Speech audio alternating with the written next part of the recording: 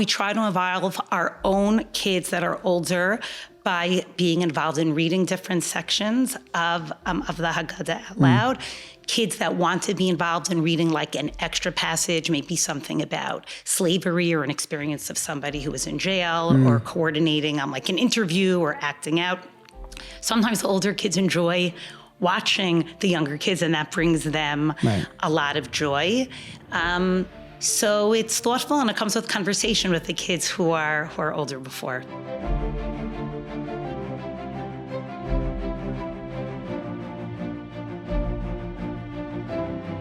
Welcome back to the Pre-Pesach series of The Jews Next Door, where we raise passionate and committed Jews. My name is Rabbi Yair Manshel. I'm a parent and coach and educator, the program manager of Gen Aleph, and a parent who's on the journey just like you to raise my children the best way possible. In this episode, we have the great pleasure of learning from Mrs. Sharon Richter, who is the lower school associate principal of Judaic Studies at SAR, who created and developed this incredible program called Spiritual Sparks, which is meant to help parents to be ready for each and every single holiday and Shabbos, to know how to bring the sparks out of the holiday to help make it as spiritual as possible. Ms. Richter takes us through the necessary steps to do the Seder night, along with various practical tips, midrashim, and ways to make the words of the Haggadah really come alive, as she does for so many in her Spiritual Sparks workshops. Without further ado, enjoy the episode. This week's guest is Mrs. Sharon Richter, or as some know her, Morah Sarah.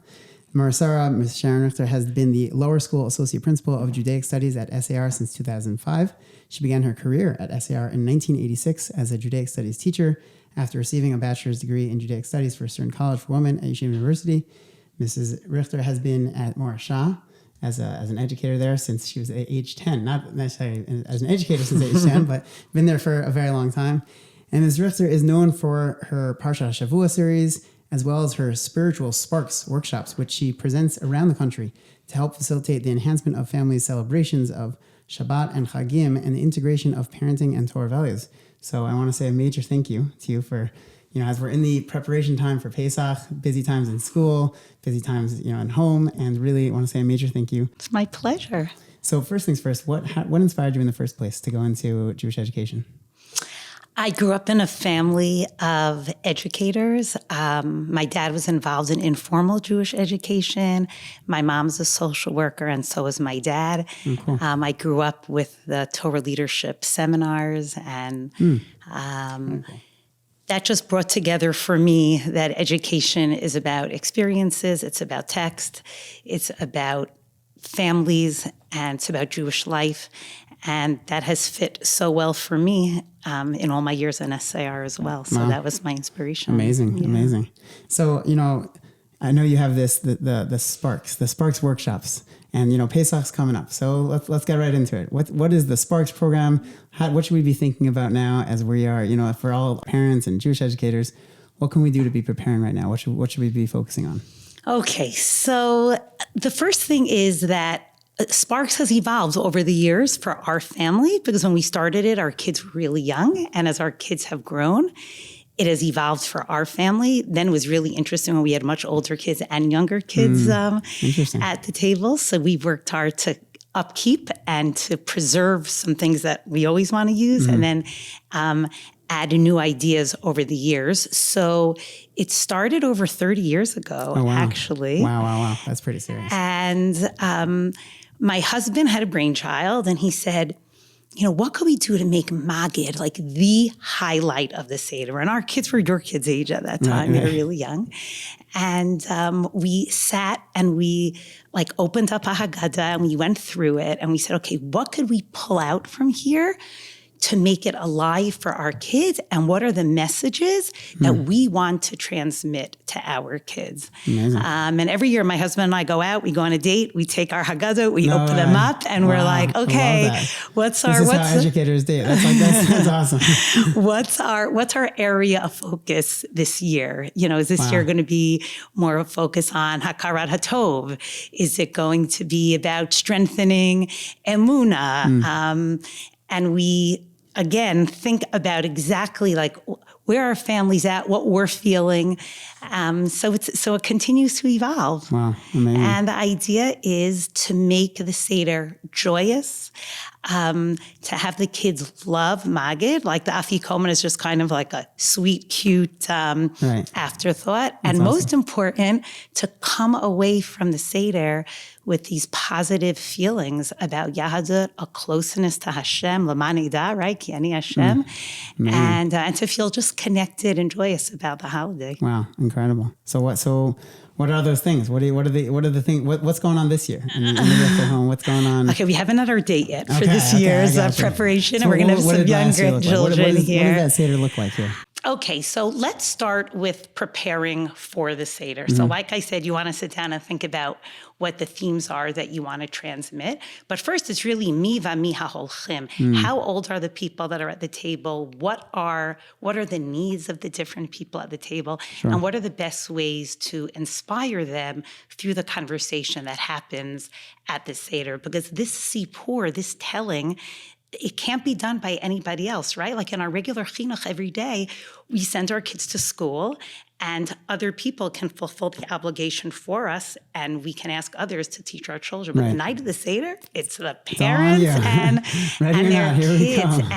And the telling, the story, the transmission is so much of it. It's not like, it's a bunch of facts that we have to make sure that we get through the night of Seder. It's the experience of what it means to transmit our history. The Haggadah set it up in a way that there's so much of it that's experiential learning. Like we do, the dipping and all the different things that we do are meant to be done that way. The differentiated instruction and the questions and answers. Exactly. So the first thing that we thought of years ago, based on the Rambam, is that there are formal shinuyim that we do at the Seder so that the child will ask, right? Like when we move the ka'ara, etc. Sure. But that really we can add our own shinuyim as well. And many of those are what will have our children ask questions and think about it in a new, a new kind of way. Those are things that you're constantly changing each year.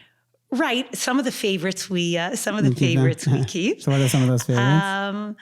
So let's see what some of our favorites are. Well, I'll start with the shinui that we have done early on in the Seder, just coming out and saying, okay, the Seder, we're done with the Seder now. We're finishing up. Here's dessert, and like having the kids just be a little bit shocked and ask a question, and and look around, and then use that as a segue to jump into something like much bigger and better that we're that we're about to do next. One thing that I want to be clear about is that we are thoughtful to be very inclusive of everybody at the table. So if we have a message that we want to teach, let's say, for example, we're up to the Makot, and we want to make sure that we are like transmitting particular messages around them, we'll give thought before which ones do we want to do at the first Seder, which ones do we want to do at the second Seder, and we might invite one of our guests to be a waiter to walk out at the table and to have cups of water and cups of tomato juice and say, are you a Mitzri or a Yisraeli? I want to know, what I can serve to you. So that would be an example of how we could really do it in a very hands-on way. Or if we want to elaborate on a midrash, we might, like one of our favorites, a few of our favorites that we do every year is like, we make sure to make ice cubes before Pesach with a mandarin orange in the middle, so we could explain to the kids the nes b'toch nes, that it was awesome. A fire that was in the middle. That's very cool. The middle of the ice cube. So to try to use props and ideas the entire time in mind, what are the messages that we are giving over to our children in a fun-filled way? It's not about like pulling out shtick. We do have like 2 duffel bags full of stuff that we use, and we share shopping lists with people of what we think would be helpful for them, to buy, to help them, but to help them before a Seder. And we print sticker question marks before a Seder, and we put them on candies, and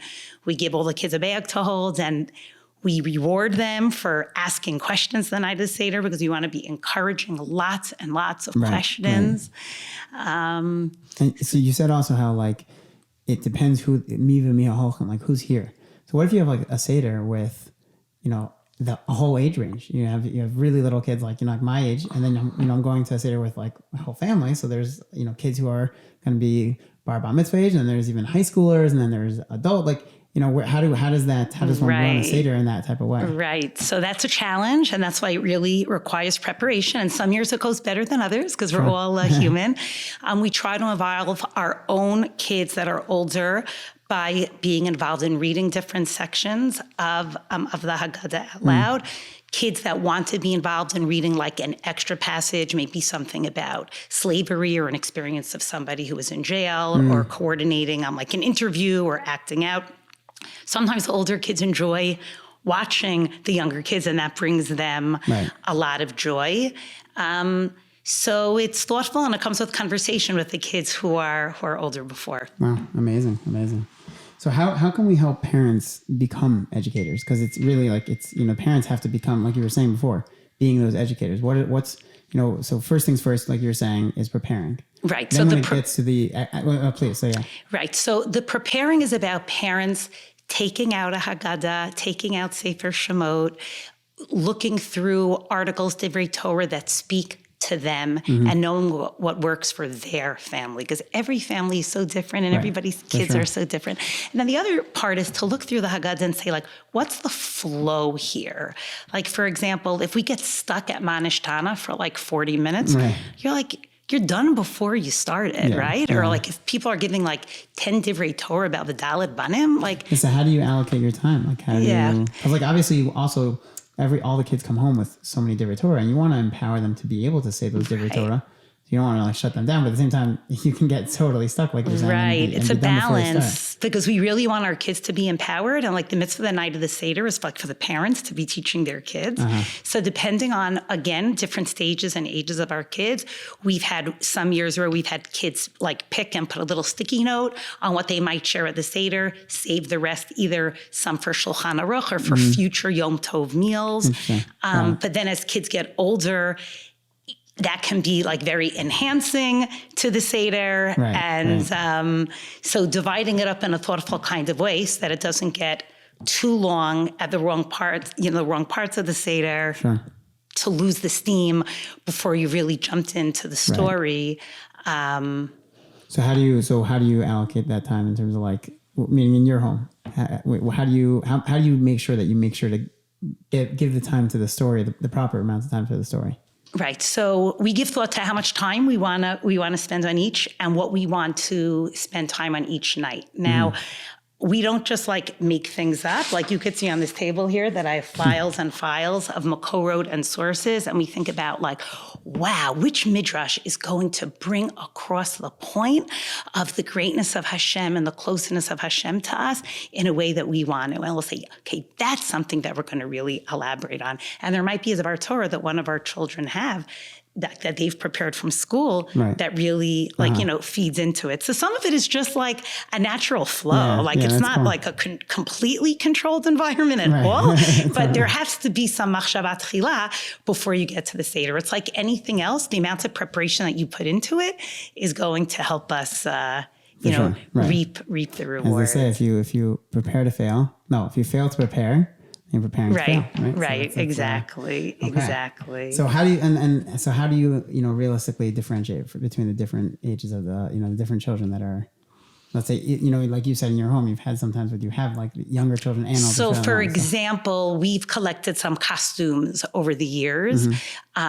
So my husband will come out dressed as Paro, but he might be like talking and describing like an elaborate higher level midrash that will get older people like thinking, but will really entertain the younger kids. Or we also decide every year, like what's the shtick for the taking, like that the kids get to keep, and what are some things that we keep from year to year. So we have like a certain wooden snake that we use year after year.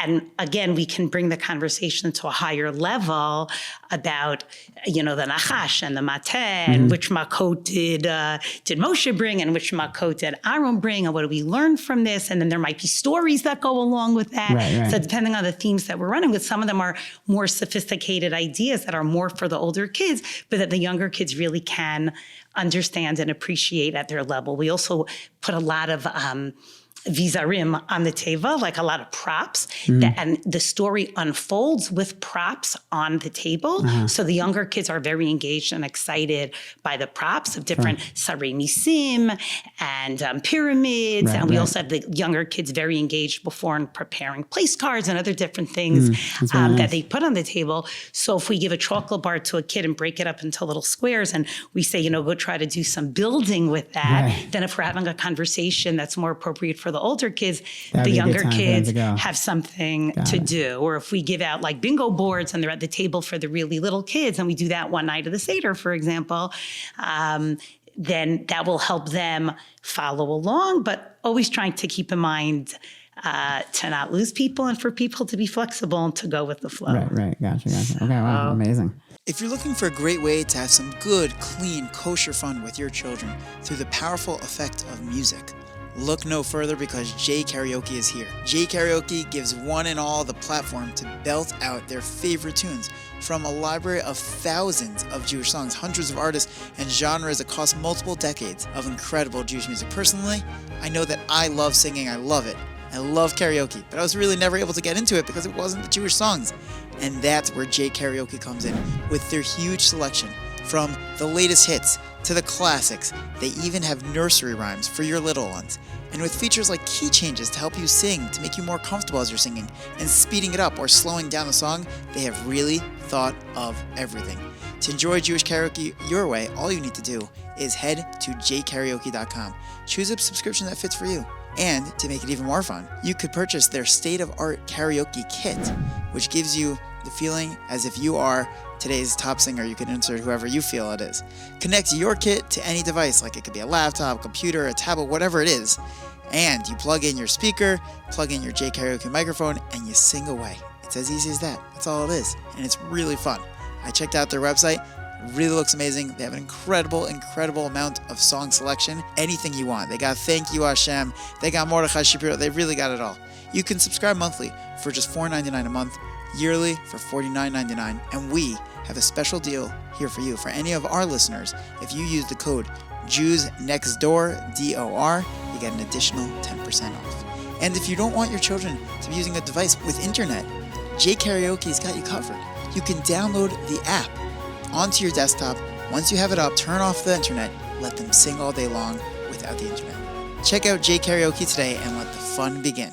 So we did the preparation. You go into make sure what theme you want to talk about. You think about the themes you want to talk about. Then once you look at the Haggadah. You go shopping. You order online, and you decide like, okay, let's see, I want a big hands for Yad HaChazakah because I want to give a job to somebody at the table that every time we say the word Yad HaChazakah, that Hashem used the Yad HaChazakah and his love for us, that they're going to hold up, a prop. And I'm going to give that job to one particular kid. So that's also part of the preparation. Right. Like who gets which job. So how do you have like this all like in an organized, like how's that all like, what does that all look like for you? So that's just like from notes and notes over the years, figuring out, okay, like, what would be, the kids remember this, they love this. They always want to make sure that we talk about the Yad HaChazakah. They always want to use the marshmallows for shchin. Like that's one that, you take it apart, you put it on you, you tell all the midrashim all about it. And so those are some things that we just, do every year and prepare for every year. And then there are some that might be, new in a particular, for a particular year. Okay, wow. And then there's the actual really practical preparation. Who's sitting next to who? What does the table look like? We set the table. When you say table look like, you're saying like the tablescape or? Yes. So for the tablescape, we like to leave a lot of room in the middle to let the story unfold as the story is unfolding. And we don't want people to be worried about the silverware and the big plates. It's like, it sounds small, but it makes a big difference. We set the table with like a small plate and a cup, and we decorate it so that it'll enhance the storytelling, but it leaves room for the Haggadah. It leaves room. So we try to give thought, we try to give thought to that. We also try to give thought in a very practical way. It's funny. I have a friend. She said, wow, I've attended your workshop so many times. The most important thing that I learned from your workshop is feed your kids real food on Erev Pesach. So those true. Meatballs, Sharon, thank you for telling me to cook a batch of meatballs separate, special for Erev Pesach. Because if the kids come, it's a hard day. You can't eat chametz, you can't eat matzah. That in between state. Yeah. Right. And if you come to the table starving, you're not in a really, you're not in the best place for the kids to succeed. Such a great tip. That's a good pro tip. And then also different families are different. So, you could hang up a bulletin board and have really creative signage on the bulletin board that kids could add to as the day goes on, different wanted kinds of signs or different lost and found or things you're looking for that connect to Pesach and that gets the family into the spirit of getting ready for Pesach. Or you can have two kids prepare a puppet show because we're going to get up to Shifra and Pua. We're going to want two kids to stand up and they could practice before, and that could become a really big deal. Or when I had older kids in the house and younger kids in the house, I actually gave a job to a child on Erev Pesach to go around and ask everybody in the house to please write one question that they have about Pesach and to fold it up and put it inside of a fake egg. We actually use those at different Yom Tov meals. Right. One of the kids gets to crack open the egg and they read the question and it becomes a topic for discussion. But giving kids jobs that they feel like I'm part of the preparation for something big. Yeah, that's a big deal. That's about to happen. That's a big deal. That's cool. Speaking now that we're talking about it, I remember that last year or 2 years ago in my house, I put up a shower curtain with a C shower curtain and that I was able to split. And when we got up to it at the Kriya Yamsov, I'm like, hey guys, we have to walk out the door and literally walk through the C. And my kids are like, wait, this is we're doing it. I'm like, yeah, we are doing it. That was a cool experience. Right. Cool. Right. Okay. So we got the preparation down pat. We got the day of preparation. You got to make sure the kids are well fed. Got to make sure, small plates. Okay. Now let's get into the Seder. We're in the Seder now. What's your pro tips?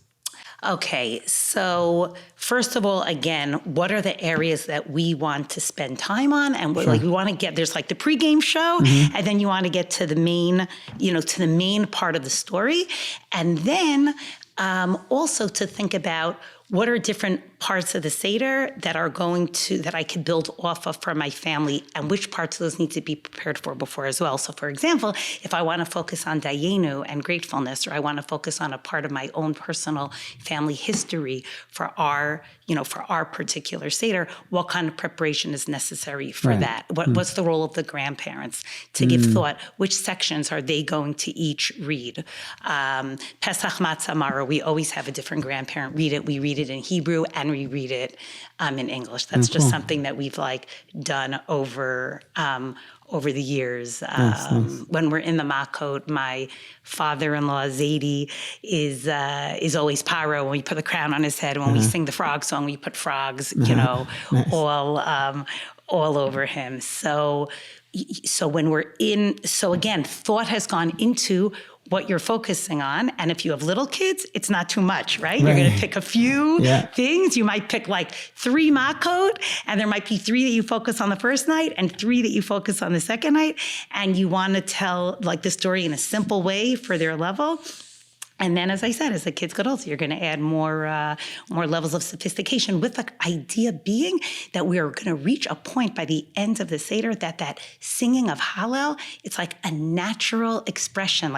We're in a process together the night of the Seder. We're working towards appreciating our unique relationship with Hashem and what He has done for us. And it's literally a process. Yeah. And then by the time we get to the end on all those songs at the end, we're just reinforcing, right? You think of that Echad Miyodea, and we're reviewing those numbers again and again and again, and it's so much fun. And we're also reinforcing basic messages, basic Yisodot. Sure. And that's what, and that's what we're working, that's what we're working towards. And as your kids got older, did you still do a lot of the props also, or less so and more focused on in a content-based way? So it's interesting. A few years ago, when we saw that we were starting to raise the level of a lot of the conversation at our table, that was when we added a Sparks 2.0. And I gave 1.0, and my husband concurrently gave another class for people who had, who had older kids. But I feel like for the sake of nostalgia, it's like all part of like family tradition. There is still shtick and stuff and like messages that we use, that we use like over the years, even as the kids are older. Right. So, and you mentioned before that like it's really the job of the parents the night of to really be giving it over to teach. But the kids kind of, I feel like, come home with this sense of like, well, I'm going to be dealing with teaching because I have all these different Torah. So how do we not push off the children too much? But like we were talking about before about like making sure that the time gets allotted well. So how do we do that in a like kind of like like I know you said like certain things like the children will choose. Okay, I want to share this time, but like if they really want to share, like how do you deal with that? Right. So the first thing that I would say is I would take a step back and say, who is my child? Like, who is this child? I feel like I feel very sensitive to that around manishtana, right? Like our kids are not nachas machines, and like some kids love standing up on a chair and like singing the manishtana, and it makes them feel great, and it might make another child feel very stressed. So some of it is about who the child is and what will be best for them in terms of their own sense of self and their own feeling of competency and excitement and connection. And the other question is like, what are the dynamics between siblings? Like, we don't want one kid saying so many divrei Torah and everybody sitting there rolling their eyes, right? Which could happen like with all different ages. That's also like a question in its own right, because like while one child is telling over, how do you keep all the other children engaged? Right. Younger kids, like you said, you'll give them something, but like older kids, maybe they're just like, oh, like this is like a little kid divrei Torah. Like I don't want to. Right. I don't care for this so much. Like how do you? Right. So like there have been some years, right? So it might be like snuggling with a child on the couch earlier and like looking through their whole Haggadah, and then they're using their Haggadah and maybe choosing before what they're going to share that night, and then again saving some of the other. Divrei Torah for other meals, so that it flows for the family, and that it just understands the dynamics, and they change. The dynamics really continue to evolve, and also to know which child might want to be more quiet and observe more, and just to make sure that everybody has a voice and that everybody feels comfortable and that they have a place at the table. I think that's really. That's critical. Yeah, totally. And you mentioned before that there's two. We know there's two starim, right? Obviously if we're not in Israel. So for the two starim, you'll choose certain things that you want to be done the next night. How do you make sure that the two nights are a completely different experience? Because like you were saying before, how at the end of the night we're really going through this like experience together, and like to the point where like the hallel is like it's a real like. It's a hallel. It's a real hallel, and like the songs are then is like repeating those messages, but like each night. If we're just doing the same thing over again in the second night, so it kind of could be like feel stale or old or not so as exciting. So how do we? I would say that the themes are similar, but we do literally like use sticky notes in our preparation to decide like what we want to focus more on night one and what we want to focus more on night two. Gotcha. And we try to give a lot of thought to that. But if there are very little kids at the table, we buy potato sticks, and we're very dramatic about how Paro took away the straw and asked us to have the same quota of bricks. So if there are little children at the table, we would definitely explain that 2 nights in a row, because that will like be reinforcing. So we're not so strict about exactly, we can't repeat anything from the night before, but we want to, we want it to be as experiential and fun for them, as possible. Sure. And in terms of like the divrei Torah, how much actual like divrei Torah, there's I think the stat is that the Haggadah is the most written on Sefer in the entire world. It's the most. So there's so many divrei Torah to give over. How much actual divrei Torah at the end of the day are you and your husband giving over? So I guess I would say that we have a lot prepared, and our kids have a lot prepared, and we go with the flow. And, sometimes we'll just feel like, okay, like it's time to move on. Yeah. Let's make sure that we're not, that we're not getting stuck. But like the main part of Magid, like the story of the Shiabud and et cetera, like that is what we really, do try to spend a lot of time on. How do you give over that story in an exciting way, especially for children who have learned it already in school? know the story and feel like, okay, like I know the story already. So how do you make them not just hear the story again, but experience the story? Because it's meant to, like what you said before, it's meant to be this experience. How do they experience that? Right. So for the younger kids, it's with a lot of acting out and dramatic storytelling. And for older kids, it might be asking them questions and asking them before the Seder if there's something specific that really interests them, that they want to look into and that they want to share with the family. And that can also that could also give them a voice in that kind of way. So Pesach is and the night of Seder is the night of Emunah.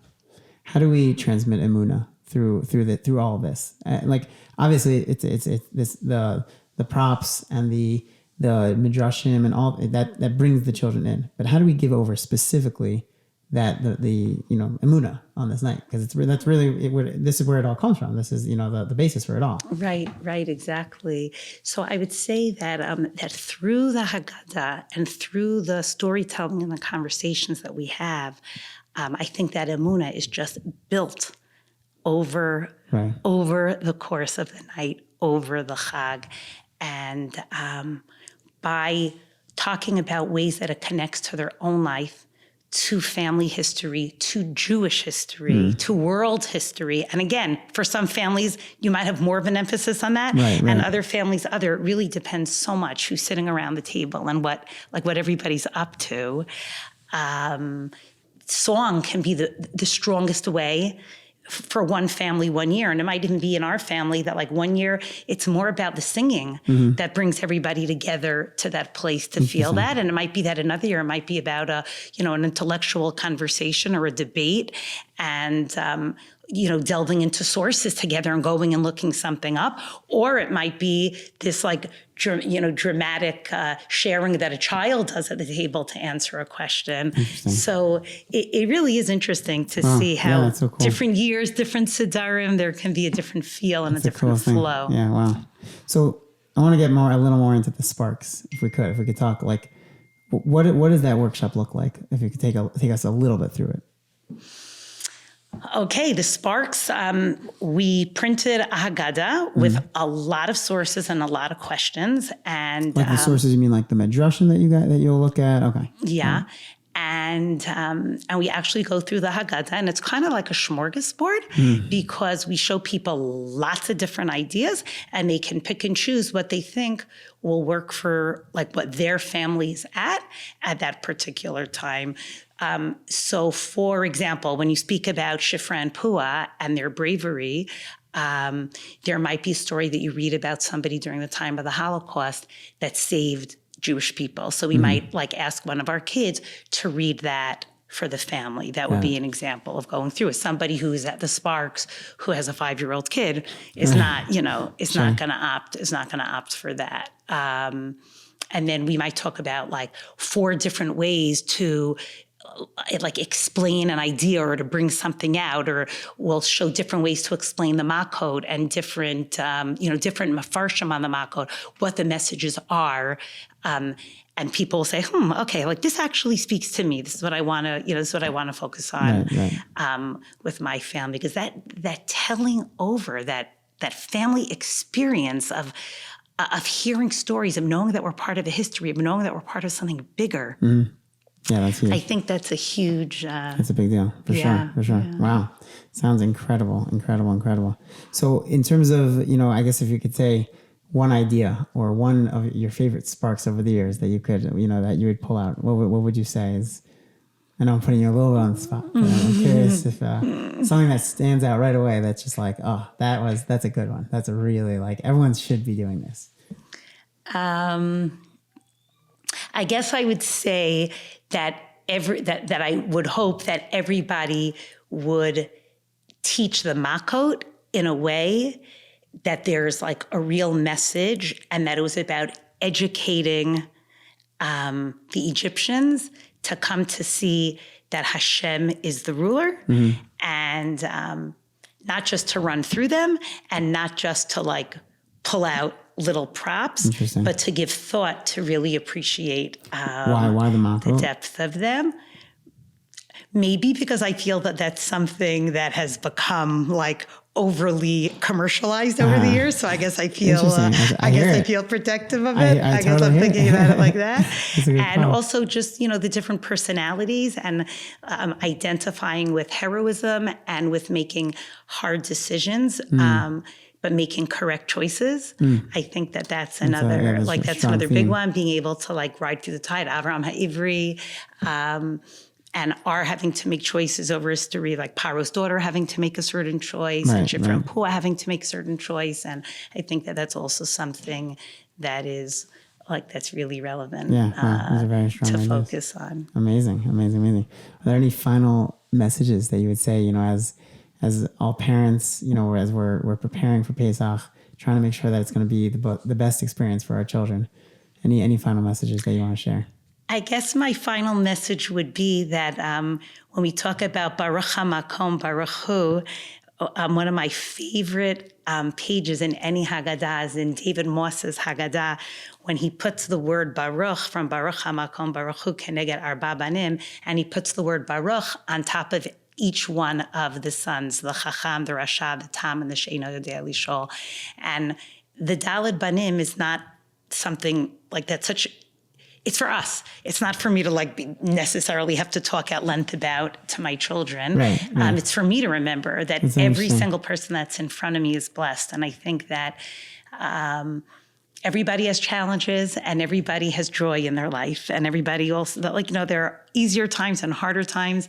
And I think that remembering that our life is blessed and that every single child and every single person that is sitting at the table is a blessed person and comes with their unique blessing enables us to approach the interactions that we have at the Seder in a genuine, loving, connected way. And if what's primary on our mind is everybody sitting here is blessed. Baruch. Everybody is Baruch, and everybody has what they have to contribute, then everybody should feel comfortable, and we'll all give what we can, and everybody will take from whatever, wherever they're at, what will be most beneficial for them. Right. But that acceptance and appreciation for people, and who they are, I think is really critical. Wow. And for, someone who runs so many, such Pesach Seder in such a strong way, any recommendations for Haggadahs I guess first, what Haggadah do you use? Or does it change every year? Do you have a set one that you like to use? Well, the one that has the most matzah crumbs and grape juice stains is a very old one of Rav Eliyahu Kitov that I got in Israel years ago. But I always take out many, many others and read through them and print lots of articles and take copious notes inside of my Haggadot. But that's probably pre-Pesach, not as much during the That's pre-Pesach, right? Yeah. Right. During the Seder, we're pretty smooth because of our preparations and our notes. Got it. Any Haggadahs that you would recommend for, I guess, even from a interestingly different standpoint, more from a parenting perspective, of that people can use to help them prepare to give over that experience? I think so much of that is what will speak to the parents. I think that if a parent has a particular passion, right. If they love reading Rabbi Sachs, that should be the Haggadah that they use. If they love, depending on what is speaking to them. Right, because what they're most passionate about. Right, exactly. If somebody loves text and they want, there are just so many, the textual nuances. So I think that if they feel passionate about it and they're aware of the people that are at their table, then that will be the best way for them to prepare. So we have about 2 shelves of Haggadot downstairs, nice. And we go with that flow. And we let different people pick different ones. We say we put them all out and we tell people to pick and use them based on what they're interested in. One last question specifically on Haggadahs. Since the story is really the ikar, is really the main focus to make sure to give over in the right way on the night, any Haggadahs that you've experienced that really give that over in a great way, that really help explain with either midrashim or different things that have that in a organized way in a Haggadah? I think it's hard for me to think of one. Okay. I think like everything else in life, I try to look through like multiple I sources gotcha. and take what I can from them and not limit myself. So awesome. That's I think that would. Okay. Well, thank you so much for taking the time. This was really so helpful for all of us too. And for myself to get into this mindset, to really think about, really preparing, really thinking about, okay, what are the themes? What are the things that I want to make sure that my children experience, and how do I want that experience to go? And for all of us, for all the listeners to really help us get into the right Pesach mindset. So thank you so much. It's such an absolute pleasure. And just remember that your kids should be at the center, and think of ways that are meaningful for them to be involved. So it's the child that loves art that can make the napkins at the Seder look like a flower. Right. And for another child who appreciates, something else, they could prepare in a different way. Acting, that's the one who's going to be working on a skit. Totally. So just remember that each kid is a world, and that we want to try to reach them where they're at. Love it. Amazing. Thank you so much. Thank Absolute pleasure. Chag kasher v'sameach. Chag kasher v'sameach. Thank you. Thank you for joining us for another amazing episode in this Pre-Pesach series. I really loved how Mrs. Richter took us through the various steps, both in a general way and in a very specific way, to make the Seder really this amazing experience. This conversation really got me thinking of how I personally want to approach my prep for the Seder. And it gave me practical ideas of ways to enhance specific parts. I love the ideas like the potato sticks and with the straw, the rachush gadol, the various ideas for the makos, which, it was so many great things. I would really love to hear, what was your favorite? What was your favorite? Visit us at our website at genalf.org to email us or call on the hotline, 833-737-1293. Love to hear from you. You can call in with any questions, comments, or feedback.